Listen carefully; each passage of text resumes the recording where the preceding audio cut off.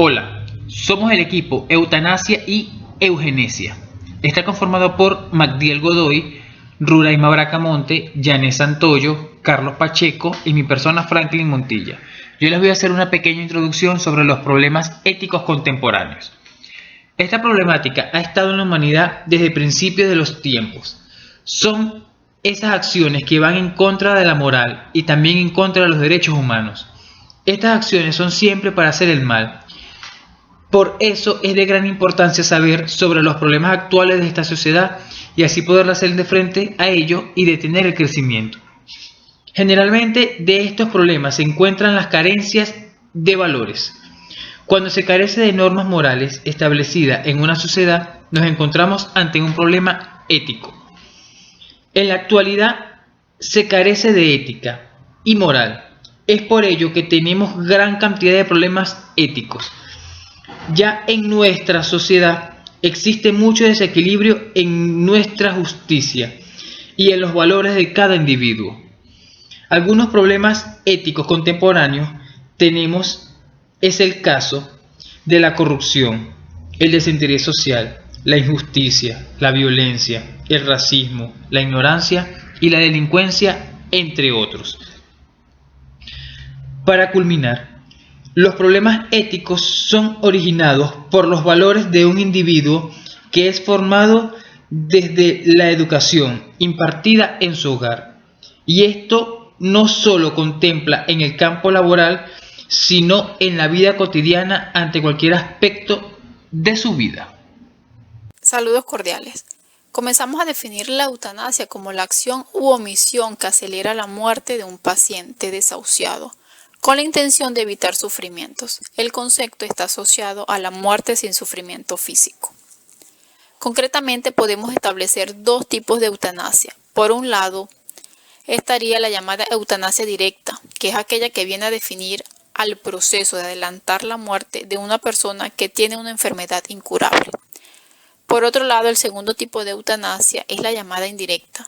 Bajo dicha terminología se encuentra aquella que lo que hace es intentar aminorar el dolor y sufrimiento a la persona en cuestión, y para ello se le suministran una serie de medicamentos que como consecuencia no intencionada pueden producir la muerte de la citada persona.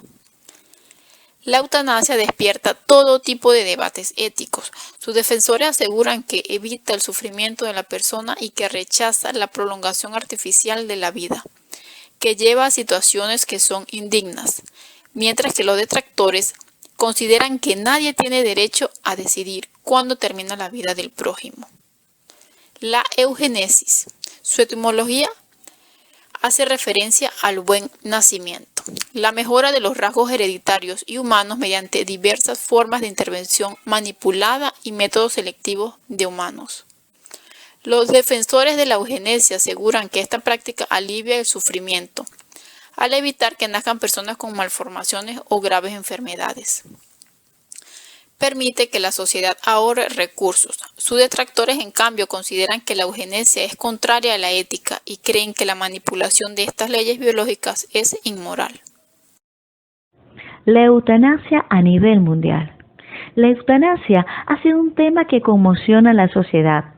Sin embargo, existen países que la han aprobado, como Estados Unidos en el año 94, Canadá, la cual la practica sin intervención de un médico, Australia, la cual se realiza bajo controles médicos, y en Holanda desde el año 2002, si el enfermo padece un sufrimiento permanente e insoportable.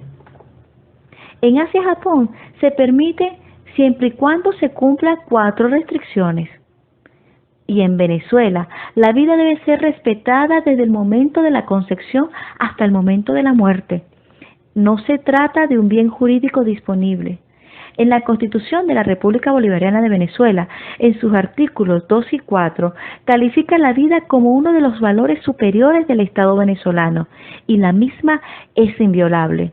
Ninguna ley podrá establecer la pena de muerte, ni autoridad alguna puede aplicarla. Aplicaciones actuales de la eugénesis. Existen diferentes prácticas de la eugénesis, tales como el aborto terapéutico, que tienen la finalidad casi exclusiva de proponer el aborto si el bebé viene con alguna malformación.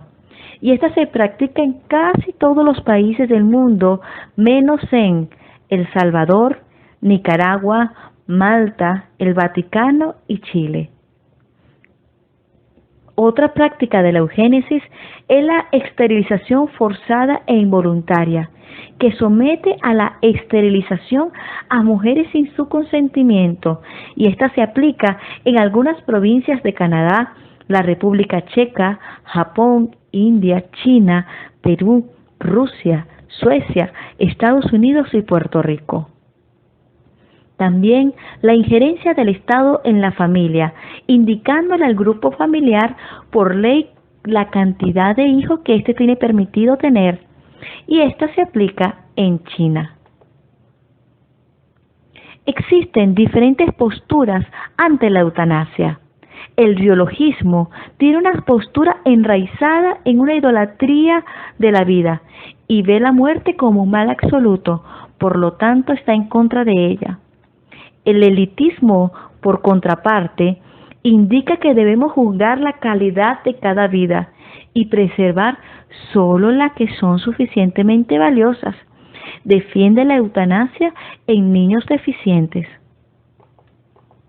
El humanismo entiende la vida como un valor importante e inestimable, que no va a depender de la perfección o de la productividad, ni de consideraciones sociales intrínsecas. Toda la vida de un paciente es un bien, aunque sea una vida limitada y sin utilidad. La Iglesia, por su parte, la vivencia religiosa del cristianismo concibe la vida como un don y una bendición que se ha recibido de Dios y de la que no se puede disponer. Esta vivencia se plasmará en la afirmación de que Dios es el único dueño de la vida humana y el hombre es su mero administrador. Las consecuencias de la eutanasia. Sin duda alguna, la eutanasia es uno de los temas más controvertidos en estos tiempos, ya que cuando se habla de vida se habla de derechos y el derecho de los humanos es vivir. Este tipo de práctica se ha llevado a cabo en sitios donde la vida no tenía ningún valor.